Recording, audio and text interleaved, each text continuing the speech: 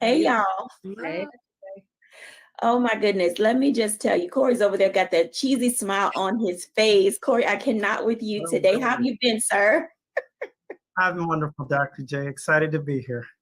Glad that you're here, Jennifer. It's so good to see you and have you with us today. And of course, Stacy and Dr. Tierney. So I'm just going to jump right in. We're talking about one of Dr. Tierney's favorite subjects. She even wrote a book about it. It's called Level Up. And she's probably going to be a little mad because I'm going to put her on the spot first. But as we think about everybody, just think about this for a moment. We're in this space. We are, moving right on into 2023. Here we are already at May. Like what happened? Those other few months just flew by so fast. And, some of us started our year out knowing exactly where we were going and what we wanted to do. And we had a plan to get there. And we're in that upward trajectory. We know what we're doing. But there are some people who are kind of caught in that space of, I've plateaued and I don't know what my life should look like these next few months and to get me to my end goals. So, Dr. Tierney, in your work, Leveling Up, talk to us about what leveling up means and how do we establish a baseline first and then sort of take those next baby steps to get to where we need to be. Absolutely. So excellent question. And the first thing I want to say out the gate is that leveling up is different for everybody. I think we fall into this trap, which often gets us stuck because we're looking at someone else's level up journey, what leveling up means to them.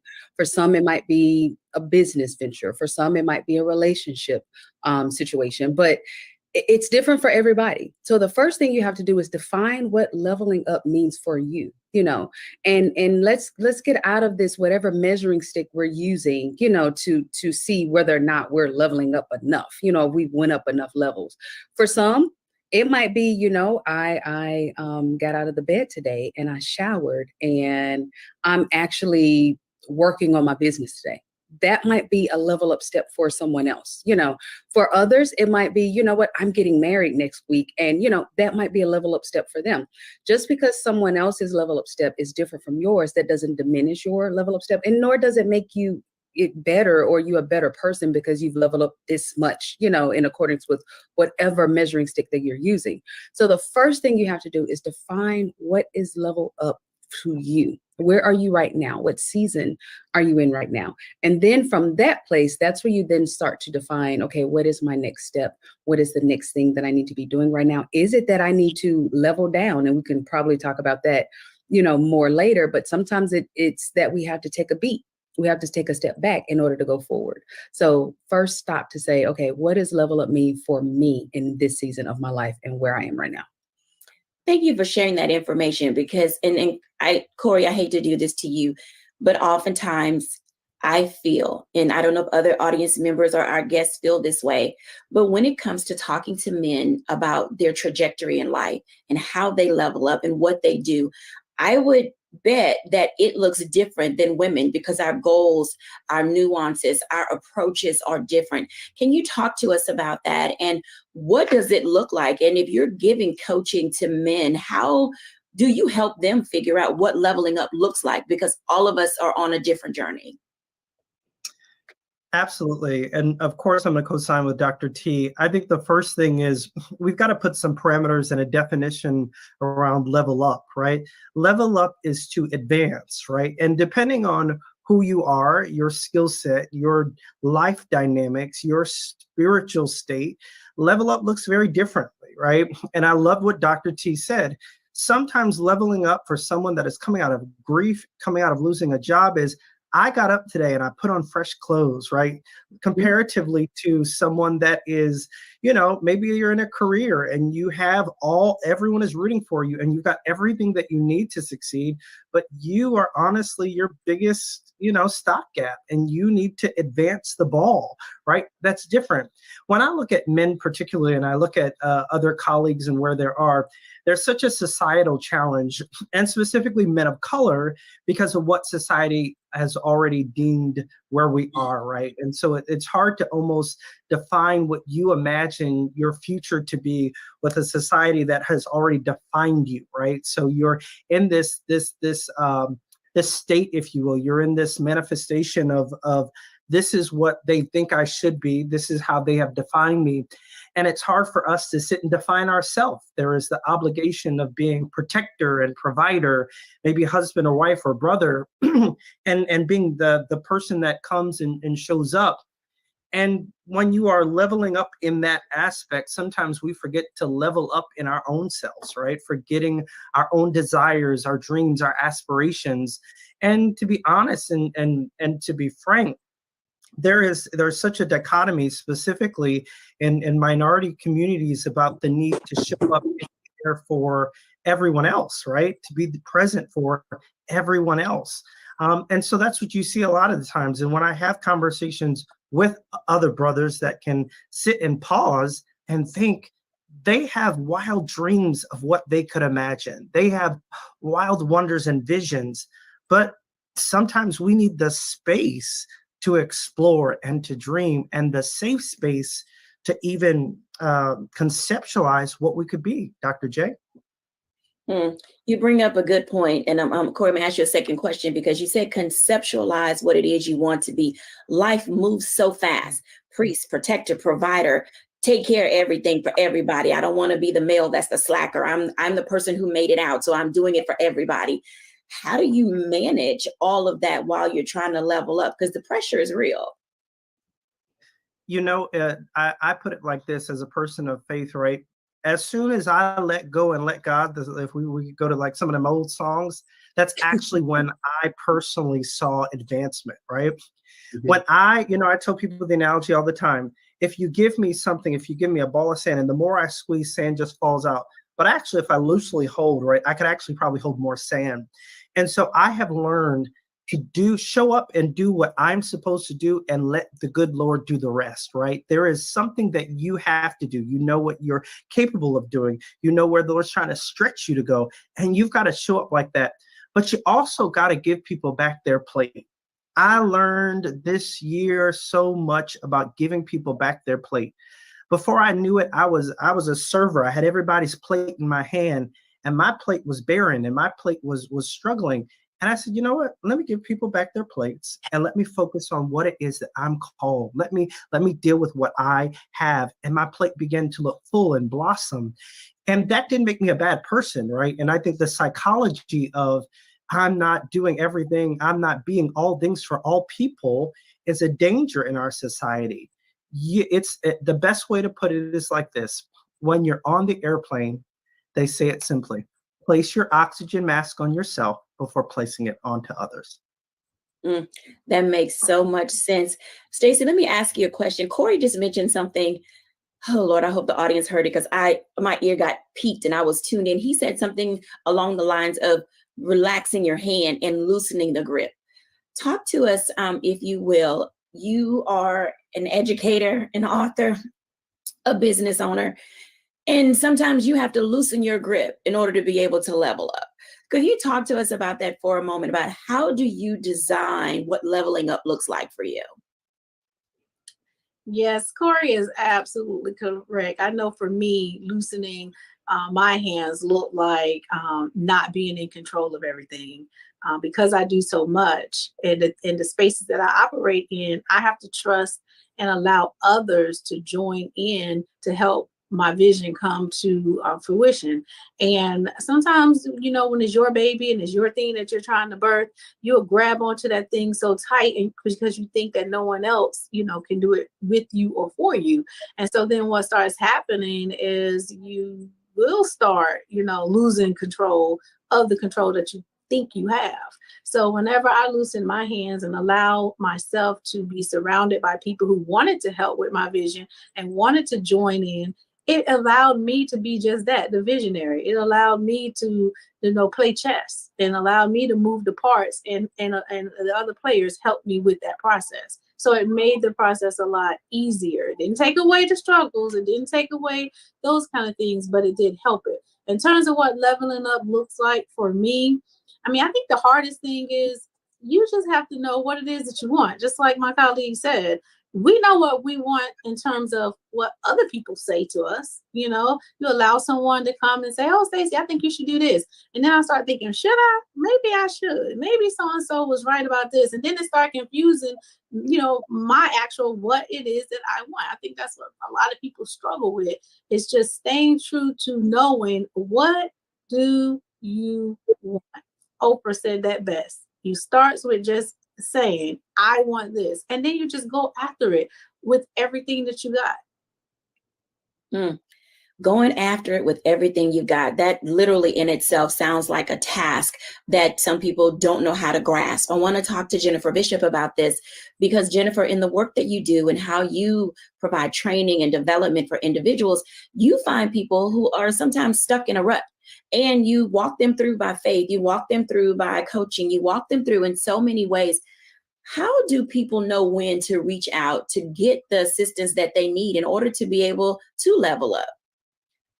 You know, I think that when you get to a place where you feel constricted and you don't know exactly how to get to the next steps, what I like to have a conversation with people about is to, one, realize what you have already done. Sometimes we focus on where we're trying to go, that we don't take the opportunity to grasp how much we have already overcome. So when we're trying to level up, I think we have to step back, because stepping back allows you to take a vantage point, a Monday morning quarterbacking of what you have already done, and embrace your successes.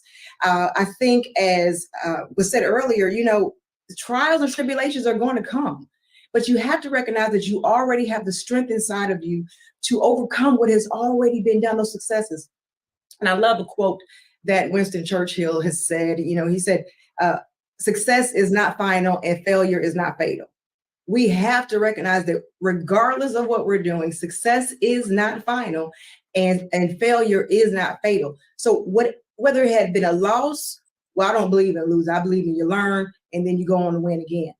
But you get that opportunity to continue on, and you get that strength, build a reservoir of strength from those prior successes, so that when it's time to go forward, you have the ability, you have the strength, and you have the village around you. One of the great class that I took when I was, my doctorate was on delegation. Build a village around you who can support your dream, as was just said, and allow them to partake in it so that you can go forward faster. Go forward faster. There's so many things to unpack here. And when we come back after the break, let's talk about a few of those, because there are going to be times in your life where you have to figure out how to step back in order to step up. We'll be back in a moment after the break.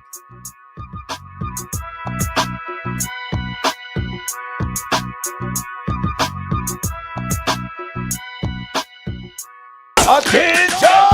We're back, bigger and stronger than ever. Season 2 is reloading May 26th at 8 p.m. Eastern Time. What's up? Being a black man, we gotta stop letting this slide. With new hosts Let me tell you what damn time it is. and big celebrity surprises. Kiss my behind, it's Oprah Winfrey. Subscribe today at Truth Talks Live, Give black people what they need, and we'll show them, please. and don't miss out on all the upcoming viral moments. Simulcasting weeknights at 8 p.m. on Roland Martin Unfiltered and Black Star Network and Truth Talks Live. I'll see you there.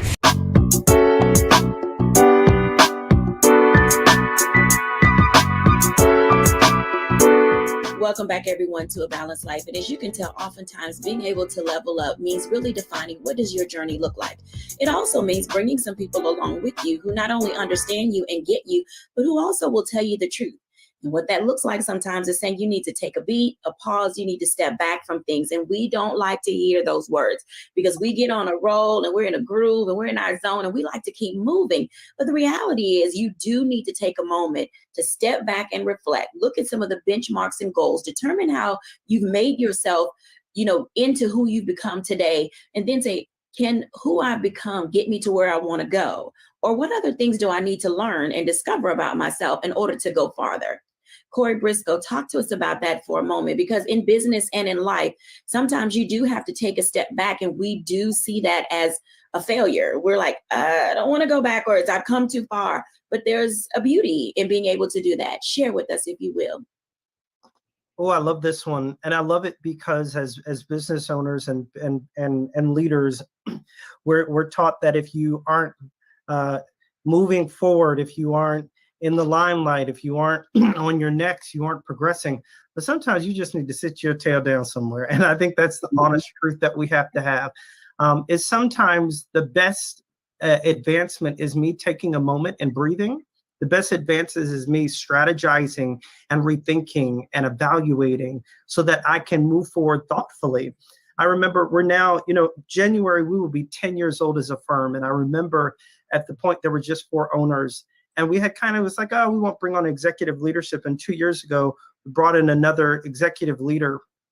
And for a while, I was like, does that mean that the owners, we can't handle it? Does that mean we can't, we don't think we have the capacity or whatever? And the reality was we did need that. We did need that extra strength. And we did need the time for us to actually allow someone else to do so that we could think and pause.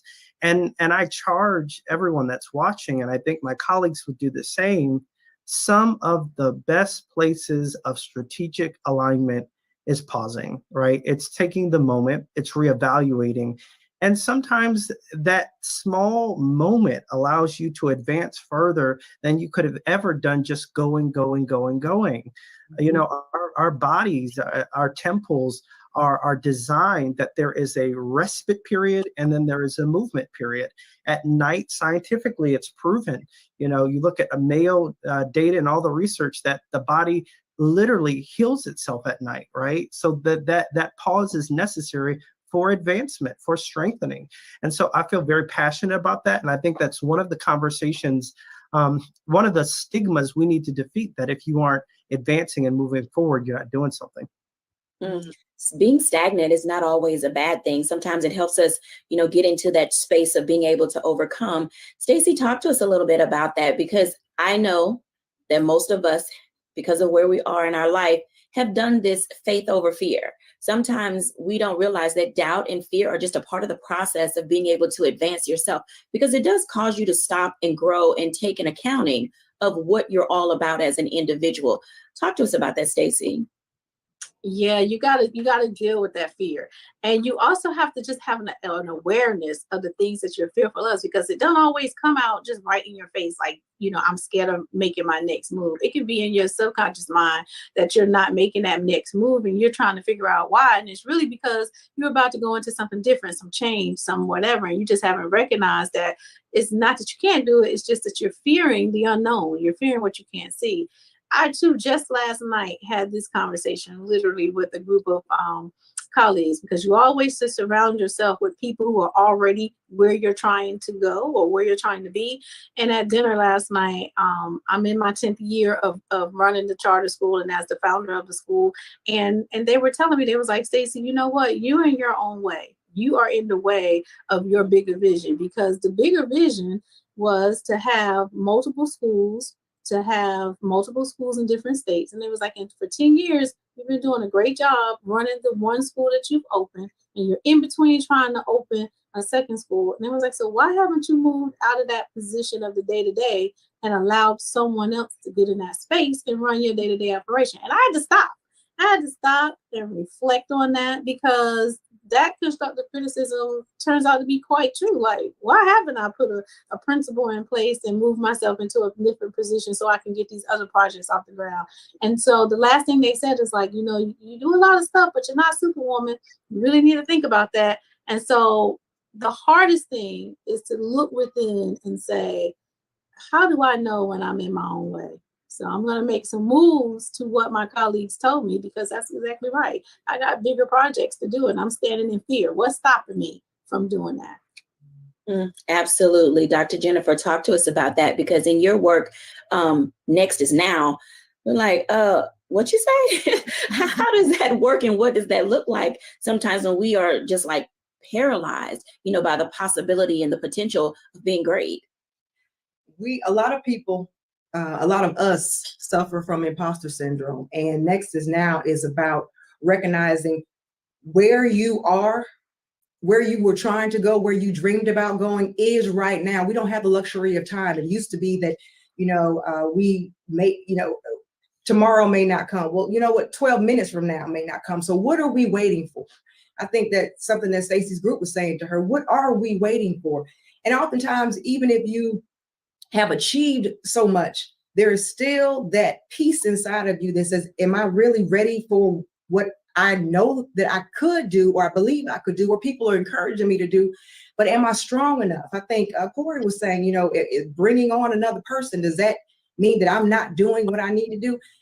When we come out of that space, when we overcome this imposter syndrome that we are not enough, that we are not capable enough, and remember, as I said earlier, what you have already achieved, that you have the strength pulled from that reservoir, then we're able to go so much further, so much faster. And that's what Next is Now is about.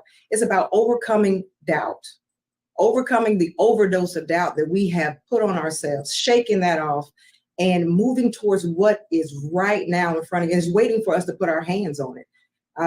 We're able, we're capable, we're competent, we are ready, and Next is right now. It's time for us to go for what we have always wanted to do, because if we delay it, we're delaying our next. And the people who are watching us, waiting on us, we're delaying theirs as well. And so Next is Now is about pushing an overdose of doubt aside and going for the greater that's in us. And there's a lot of great, and as Dr. Tierney, in your book, Challenged by Fear is one of the things that I gathered as I was reading, and it really took me to the space of, at every level, I'm going to be challenged, but I should have this little bit of expectation of knowing I have to deal with the unknown. Talk to us about, how do we overcome being challenged by fear? Mm-hmm. Absolutely. So I dedicate an entire chapter in the book to just talking about fear. Really, actually, there's 4 F's. Let me just back up and say this. There are 4 F's that are paramount when we're talking about leveling up: friends, fear, faith, and forgiveness. Okay. But we're just going to talk about fear right now. So when we're thinking about fear, this may sound a little sadistic, what I'm about to say, but you have to learn how to wrangle your fear. You have to learn how to make your fear push you from behind instead of stand in front of you. Whenever I'm about to embark on anything now, if I don't feel the little twings of fear, if it doesn't make me kind of clutch my pearls, I know that it's not for me. Not because I am like, oh my gosh, I just love the adrenaline that fear gives me. But that fear reminds me that whatever this is that I'm about to step into, it's bigger than me. It's going to require me to lean on my Heavenly Father. It's going to be something that's going to stretch me. It's going to grow me. And so that fear for me now is a signal that this is something that I need to step into. Now, I'm not talking about fear of like if someone has a gun to your head or anything like that. What I'm speaking about is that spirit of fear, that fear that's telling you that you're not enough, that fear that's telling you to run and hide, you know, that false evidence appearing real fear. That's what I'm speaking about. When you learn how to take that fear and make it be your fuel to help you go forward, you are unstoppable. And the number one way that we really learn how to wrangle that fear is really to understand and unpack that fear. What is it that I'm afraid of? Not just, okay, I'm just afraid of public speaking. No, what is up under that fear? I'm really afraid that they're going to laugh at me. You know, get to the root of the fear. And then when you get to the root of the fear, then we can address that root. So if I'm afraid of public speaking, because really it's not about the public speaking, it's about people are probably going to laugh at me. Well, what can I do? I can prepare. I can make sure that I'm using that fear, that fuel, that energy, and throwing it into preparing. I can make sure that my speech is together. I can make sure that I'm doing all of the necessary things so that I can present in a way that I feel my best, that I feel the most comfortable. When we just allow our fear and look at that fear and say, oh, I ain't finna do that because then fear has won. But when we see that fear and we recognize that fear and we say, okay, what do I need to do? And we lean into that fear, baby, when I tell you, sugar, there's nothing that you can't do. There's nothing that you can't do once you learn what that fear is trying to tell you. Something else that I do, I kind of put myself in fearful situations so that I can desensitize myself to the adrenaline that I feel when fear is present. About 2 years ago, I actually went and jumped out of a plane. And I did that. Well, one, I'm an adrenaline junkie. I love roller coasters and all the things. But I did that because I wanted to be able to look myself in the mirror and say, Tierney, you jumped out of a plane. So what is this thing? What is speaking at that organization? What is taking on this challenge? What is that? Because, girl, you jumped out of a plane. You know, so putting some parameters on your fear so that when you feel that, you can look at yourself in the mirror and say, girl, you've done a lot of hard things before. Like, this is nothing, sugar. You can do this, you know, and having that internal kind of engine that says, I guess, what was Thomas the Tank? I think I can. I think it can. I know that I can. So that fear doesn't have that power over you. So that's just kind of a 1-2 in terms of why we have to wrangle that fear and some of the ways that we wrangle that fear. Absolutely. We're going to dive in a little bit more after the break, because oftentimes we say things like, oh, I want to do great things. I want to do more. And that is a recipe, and it's found right there in scripture. So we're going to talk about that when we come back. What does it mean when you say enlarge my territory? Yeah, everybody wants more, but nobody wants to put in the work. We'll be back after the break.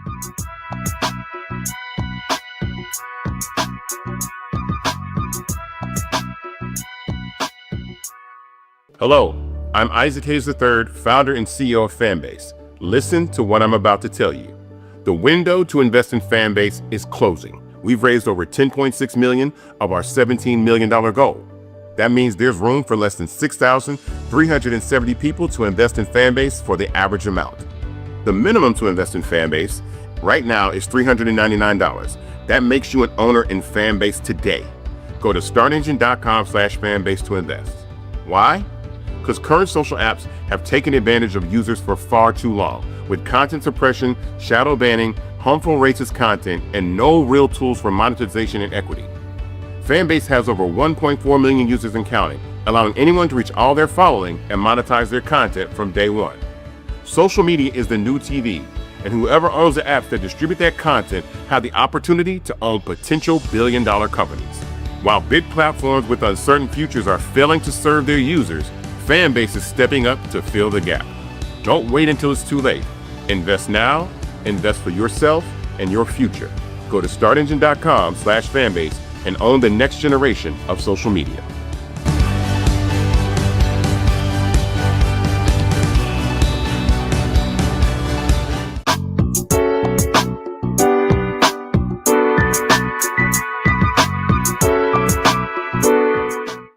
Welcome back, everybody, to A Balanced Life. And as you can see, you're getting all the tips and tools you need. Some related to balance and other related to how do you get yourself going again. Some of us are just on that train and it's humming down the track and we are good. But then there's some people who are stuck and who are stagnant. And sometimes you need to take a self-check and say, you know, I wanted more. I requested to do better. I made promises and bargained with God and did all kinds of things, but yet we refuse to move and act. Corey, talk to us about that, because we often say, oh, if I get this, or if you give me this space, or if you give me these clients, if you give me more education, whatever it is we're bargaining for, we get it. And then we don't fulfill the promise to do the work that we said. Talk to us about that. You know how you have something that just hits you back in the face. This is that one for me. You know, I remember when we first, there were some things I promised God. I said, oh, when we first get $1 million as a company, oh, when we first get some staff, I'll do this. I'll move on this, you know, and it comes and then you make another excuse. And I think there are a couple points I want to address. The first point being, be careful when you ask God to enlarge your territory, because when you ask God to enlarge your territory, you are asking God to stretch you. You are asking God to put you in positions that shall compromise what you think you know. Mm-hmm. You're asking God to take you to a place, right, where you are saying, enlarge my territory with the goodness and the challenges and the opportunities and all that comes with it. So I'm careful when people say, oh, I want this. I remember, you know, now being a multi-million-dollar organization and having every week we bring on a new staff, and I'm now walking down halls and I don't know my team. And I never imagined that moment, right? I'm like, who is this person? Oh, we hired them last week, right?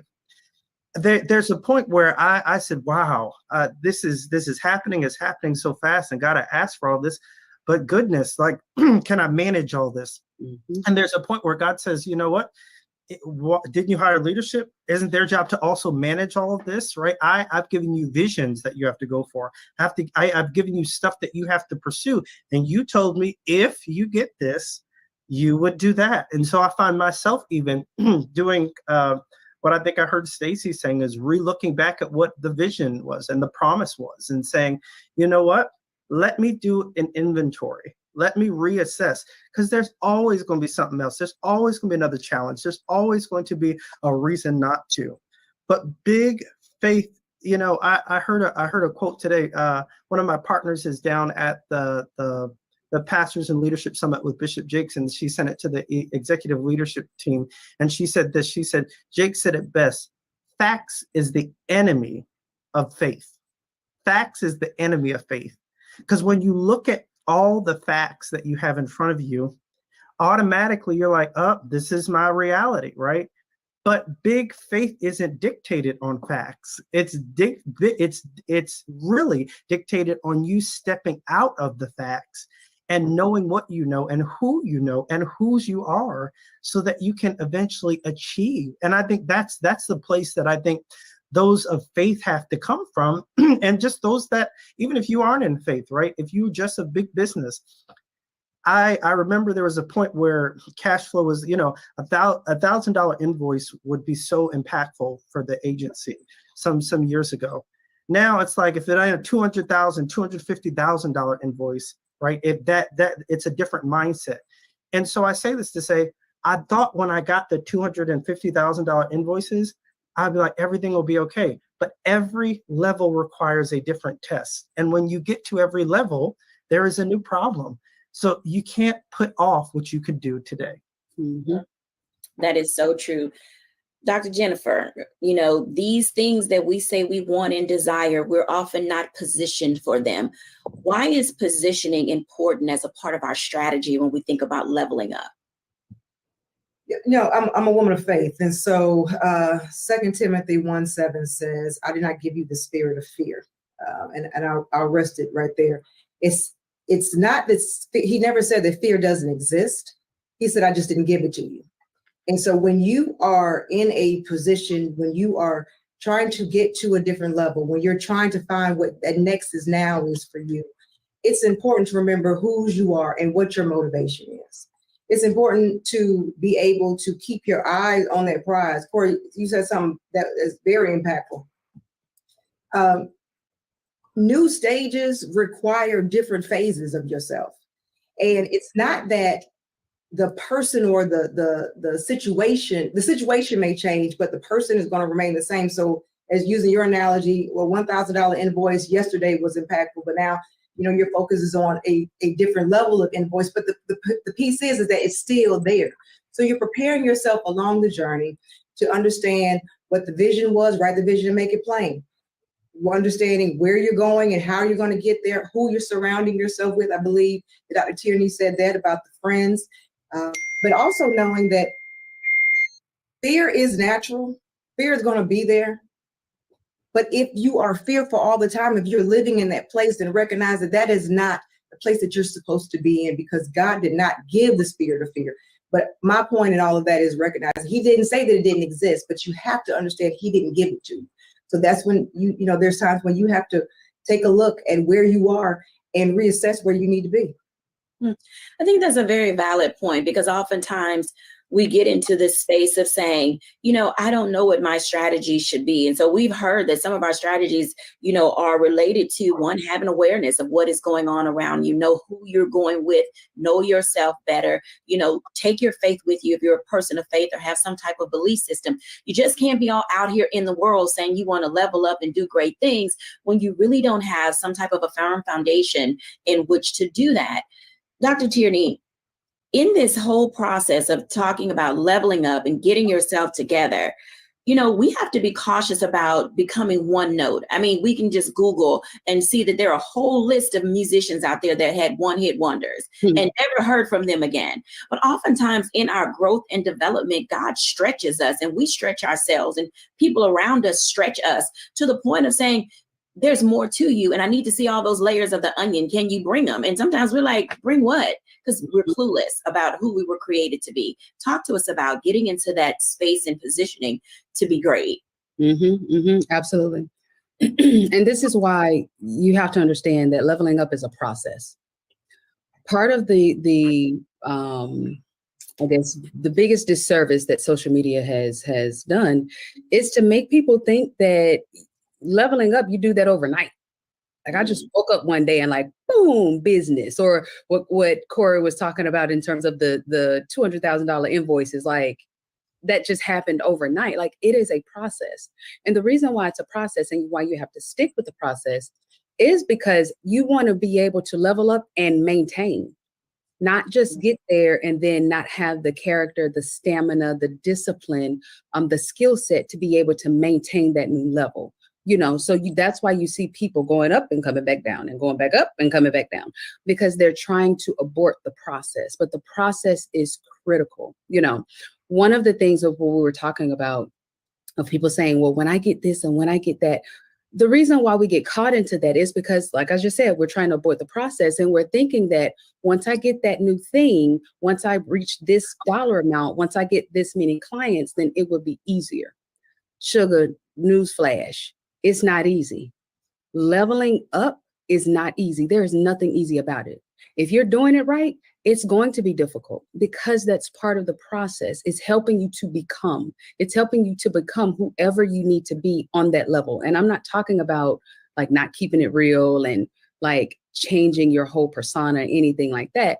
It's helping you to become more of who you already are. It's helping you to tap into all of those gifts and talents and characteristics that God put on the inside of you. It's helping to prune out of you all of those things that will help to destroy your level. It's helping to prune out those people that cannot go with you. So you have to stay with the process and understand that where you are at the process right now, you have everything that you need for right where you are. And it's your job to use the tools that you have to get what you want. Shout out Players Club. Use what you got to get what you want, without thinking that if I had this other thing, then I would be better off. Because Biggie told us more money, more problems. You're just going to have a different problem. You're going to have a different tax bill. You're going to have a different level of situations that you have to navigate. And when you try to skip the process, when you try to skip out on those difficult conversations, when you try to skip out on those tough moments, then you won't have what you need in order to maintain this new level and maintain the challenges of this new level. So don't get so focused on the blessing that you forget that for every blessing, there's a burden. There's a backside of the blessing. And this process is preparing you, yes, to hold the blessing, but also to be able to navigate the burden that comes along with it. That's significant, because when I'm listening to everything that you all are saying, and I heard Corey, I heard Stacy talk about this 10-year process, and in relationships and marriage, I was like, oh, there's this 7-year itch. Sometimes you get there, sometimes you don't. But in business, it's that 10-year mark, and people are like, oh, it took you 10 years to get this dollar amount. Oh, it took you 10 years to get your own building. Oh, it took you 10 years to write a book. Let me tell you, there's growth in that 10 years. And I'm going to ask Stacy this question as she prepares as a businesswoman to open a high school. There's something that happened during that 10-year period that you now know is going to sustain you for this new venture. Talk to us about some of the growth nuggets that you've gotten for waiting, because there's a reason why you had to wait and needed to wait. So talk to us about that. Yeah, the reason is because I had to fail. I had to fail continuously so that I can learn lessons, so that now that I'm moving into the high school, I'm taking a whole different approach. When I did the charter school, that was my first time. I didn't know what I was doing. I was just doing. I had big dreams, big visions, and I was just moving forward. And little things like from hiring contractors to do the work. You go out and you're building these partnerships with people, and somebody take advantage of you. So you learn that. So now that I'm looking for contractors for the high school, I know the questions to ask. I know what to look for. So I'm like, oh, you can get me one time. Shame on me. You get me twice. Or shame on you, shame on me the second time. So I think you have to wait so that you can build your character. It was a lot of character changes that I went through in the 10 years. I speak different. I listen different. I hear things that I didn't hear the first time because I was so excited about the journey. I was so excited about whatever. I was just voluble. So now my ear is a different ear as I go through it the second time. So for me, the 10 years was about improving me, making me a stronger person so that I can be able to hold both at the same time and not be taken advantage of, and not, allow one to fall while I'm moving the next one. So time is for your personal growth. Time is for your personal growth. I hope y'all heard that, because you're waiting and waiting and waiting, and you thinking it's never going to come, but time is for your personal growth.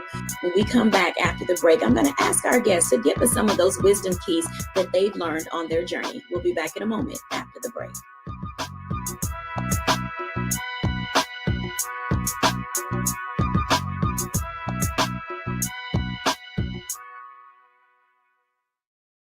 What's up, y'all? Look, Fanbase is more than a platform. It's a movement to empower creators, offering a unique opportunity for everyday people to invest in Black-owned tech, infrastructure, and help shape the future of social media.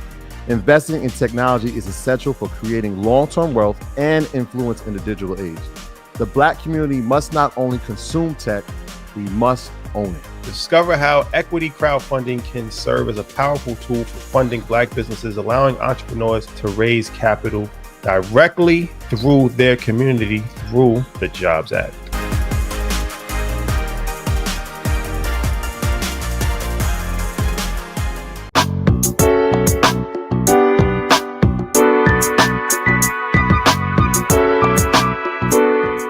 Welcome back, everyone, to A Balanced Life. And my, oh my, what a rich show we have today. No matter how much time you put in the game, I'm going to bring the family back in so we can have some roundtable, robust conversation, because I know you guys have some wisdom for our audience. I'm going to start with Dr. Jennifer.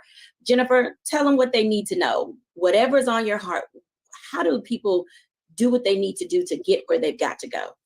Stop thinking that persons are extraordinary. If you see someone who is, on a screen or doing something that you're just praying that one day you can do, stop thinking that there's something special about them that's not special about you. God just doesn't work that way. He doesn't pick one and say, this one can do this one and this one can do that one. They're not extraordinary. Sometimes some of us, we're all ordinary. We just go and do extra. So there's some extra things that we have to do to get to certain places. So don't succumb to the idea that you don't have it and you can never get it. You can. You have to pursue and you have to recover all sometimes. And so take that opportunity, but never, ever, ever think that there's somebody who's more, that God has given them more than they've given you. We all have the ability and you should go for it. Absolutely. Who's next? Stop thinking that you are not enough. You just like Dr. Jennifer just said, you have everything you need within you. Once you start believing in yourself, regardless of what other people around you believe, if you believe that you can do whatever you just dreamed, just get up and start doing it. Just keep moving. And if I can just jump right in behind that, this is why it's important. Y'all hear me say this all the time. Know who you are. It's not, we're picking ourselves apart and thinking that, oh, I'm not as special as them, because we don't know who we are. We don't know our gifts and talents and characteristics. Am I going to go and open a charter school like Stacy? No, absolutely not. But I am the best life coach on this side of glory, because I know who I am. So when you tap into who you are, then you'll know exactly what it is that you have been uniquely designed to do, what God is calling you to do, your space in this earth, your purpose, and you can occupy that in full confidence, not because it looks like somebody else, not because you're comparing what you have to theirs, because you are being fully, authentically you, and that's all that you can be. And then watch yourself level up over and over and over again from that place. I love that. I think that's 100% right. It is, I think, simply put, what everyone is saying is cancel that spirit of comparison. It is the most dangerous, dominant devil that stops people from getting to where they need to be. I remember early on in my business career, I was so like, oh, what are people going to think? And how are they going to wonder? And, they're buying houses and they're moving this. And I look at our growth, and God gave me his timing and not my timing. And because he gave me his timing, I see his truth and the splendor of his glory. And I tell you every day, stay tuned to your God and not to the glitter and the glamour of everything else. When you get that spirit of comparison, that's all you see. And you become a copy of something. But after I photocopy a picture too many times, it loses its luster. So I say stay true to you. So let's unpack this for a second, because each of you said something that's very critical. we always say, oh, there doesn't need to be another. And you can put whatever career or whatever's in there. Oh, there doesn't need to be another coach. Doesn't need to be another person becoming an entrepreneur. Doesn't need to be another preacher. Doesn't need to be another hairstylist or salon down the street. But oftentimes we forget that we are uniquely gifted and wonderfully made. And no matter how many times people try to do what you do, they can never do it like you do it. Give our audience some words to level up in thinking that it's not for them, because they've let people talk them out of the very thing that they know they heard that they were supposed to be doing, and they just keep putting it on the back burner, on the back burner, on the back burner. How do we get out of that space of letting people talk us out of living our dreams? Go to the grocery store. Do what? Go to the grocery store.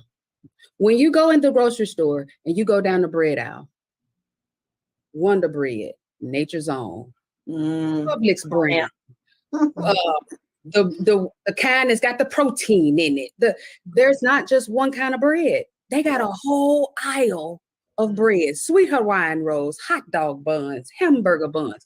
It's all different types. It's all different shapes. It's all different sizes. It's all different price points. Wheat bread, white bread. But it's all bread. Okay. So yes, there may be 1,001 life coaches, amazing life coaches, but I still say I'm the best one on this side of glory because I know who I came to serve. I know that when my client walks down the aisle, they're going to pick me up off the shelf because I speak directly to them. That doesn't mean that someone else isn't an amazing coach. It just means that I'm their type of bread, and so when you get into that space, take your behind to the grocery store and walk down the bread aisle and just look at all of the variety that's there. The hot dog buns don't get jealous of the hamburger buns. They serve two different purposes. So don't get into that comparison piece and putting your gifting, your calling, your talents, what God told you to do on the back burner, just because you don't look like somebody else. Exactly. There is a person, there is a company, there is a child that needs you, that needs your voice, that needs your personality, that needs to hear it in the way that only you can say it. So let that thing out. However you say it, if you got a nice country twang like I do, and I'm going to say sugar and throw it out there that way, if you like to roll your neck with it, if you like to be a little hood with it, if you're going to take it to the boardroom with it, be you, because there is somebody that needs to hear it in the way that you say it. It doesn't matter how many people saying it, they need to hear you say it. So go to the grocery store. What you're saying too is, even in the grocery store, if you're using the bread analogy, they even repackage themselves and rebrand themselves quite often. So as you develop into who you are going to be, the person that you were yesterday is not going to be the person you are tomorrow. Okay. And embracing that that change, that evolution, and letting people see it and watch you experience helps them along their journey. So you have to be bold enough to be able to be that bread, to then be rebranded, to be a better bread. And not being ashamed of showing your process. There have been some ups and downs in everybody's life who was on this panel. And a lot of us have had the audacity to show people, not only did I experience it, I survived it, and so can you. I love the fact that, Dr. Tierney, I can be Bugetto, I can be boardroom, I can be whatever I need to be for whomever I have been placed in front of, so that I can feel that I'm doing what God has sent me to do. Because at the end of the day, we all have to be able to sleep at night. The same way that I will speak to somebody to encourage somebody else, at the same time, baby, I am encouraging me. And that allows me to go on and do something greater. So I think that we have to remember, as I said earlier, remember the successes that you had so that you can be bold enough to embrace the successes that are coming. But there, and I believe that was Stacy, or apologize if I'm not getting the right credit, who said, in the process of becoming who you're going to be, you have to always, please, y'all, and to the audience, remember that you have survived a lot. Sometimes we have the problem of forgetfulness. We won't remember, maybe I did something right here, but maybe you did a lot, right? And you have to own that so that you can go forth and you can continue to conquer, because that's what this thing is about. And conquering together, conquering with the village that is worthy of hearing your testimony, because everybody who's around you doesn't need to hear and experience what you've been through. So be selective as well, because Yeah, I'm gonna leave that right. That's probably another show. Yes. I absolutely love it. So let's switch for just a second, because I do want to ask. So we do suffer from not being okay with not being for everybody. And I have to tell you, coaching my clients, that's the hardest thing for them. Well, what if they don't walk through my doors? What if I'm not blah, blah, blah? You're right. And I will tell everybody, I'm not for everybody, and I'm okay with that. Corey Briscoe, how do you shake that off? You know, I think a lot of time that comes from a lack mentality, right? It comes from the mentality that we're concerned that if they don't come to me, then I won't get another, right? But when I change my mindset that what is for me, when I change my mindset that he has designed perfectly a path for me and laid out exactly where I'm going to be at what time, it's easy for me to say, if this didn't work, he closed the door. If I'm not in that mindset, I look at there's an inferiority or there's something wrong with me, instead of saying he designed it this way, right? And I think that is so important to know. I think that's the defining factor. I think even in my own personal journey, when I realized that he was closing the door and it had nothing to do with me, now when it happens, I mumble under my breath, thank you, Father. Thank you. I literally pause in that moment and say, thank you for the closed door. Thank you for the closed door. Because I'm telling you this, I'm taking my whole staff to the grocery store, like Dr. T said, because let me tell you, you got to know who you are. Yeah, that's it. Walk that bread out. Say thank you, Jesus. Walk the bread out. Thank you, Jesus. I think that is so important. Stacey, anything you'd like to add to that? Because sometimes we're not okay with not being okay with people not being okay with us. Yeah, I think I passed that hurdle a few years ago. I used to worry about people, but now I really don't have time for that. So I think it's just like all my colleagues said. Once I figured out what my gifts and talents were and I found my niche, I just started working in that direction. And Corey, you're right. That was the hardest lesson for me when doors used to close or people used to leave. I used to sit around and think and feel guilty. What is that? Why did that happen? Now I'd be like, Lord, you must see something that I don't see yet. So I'd be like, thank you. Glad they're gone. Don't worry about it. And then usually if I be very intentional and very present in my moment, days later, I'll start to see the reason why they were removed from me or why that door was closed. So yeah, it's about just letting go and letting God, especially when you get to certain levels. Mm-hmm. All of this is so very, very true. And if we get to that space, that's where we can tell real maturity has come, individually and collectively, because we also keep people from walking down those pathways themselves, because we're like, hey, let me just stop you for a second, share a few things that you need to know, and hopefully it will encourage you, because there are going to be days where we're just like, okay, whatever. And I'm okay with whatever, because now I know that I'm in a space that I want doors to close that are not for me, because I don't want to spend time wasting time going down a pathway that was never meant for me. But when we're bargaining all the time, if you do this, God, and if you do that, or so-and-so, if you can get me this hookup and this, that, and the other. And then it's like, I really didn't need that. And just think of all the time that so many people have wasted. We're closing out our segment today. And when we come back, I'll give my reflections after the break.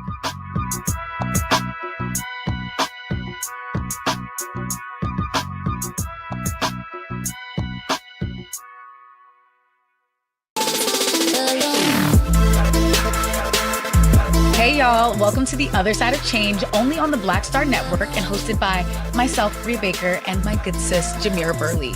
We are just two millennial women tackling everything at the intersection of politics, gender, and pop culture.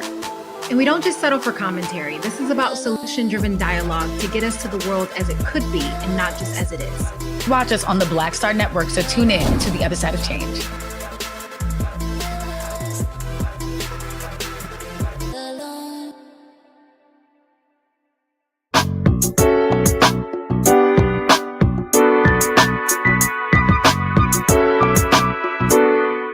Welcome back, everybody, to A Balanced Life. And as you can tell, the ABL Village has spoken. There are some things that are going to be going on in your life as you try to level up that are not going to be for you. And we're encouraging you, as well as challenging you, to say that it's time to be okay with other people not caring for who you are as a brand as an individual, as a person. You are uniquely gifted and wonderfully made. And the moment that you stop allowing other people to influence and encourage what you know you're supposed to be doing, that'll be the moment that doors will open, that things from heaven will just fall down in your space, and you will have this sense of peace and a purpose and clarity that you are now ready to not only level up, but maintain that level as you go to a different level. Thank you everyone for watching. Bye now.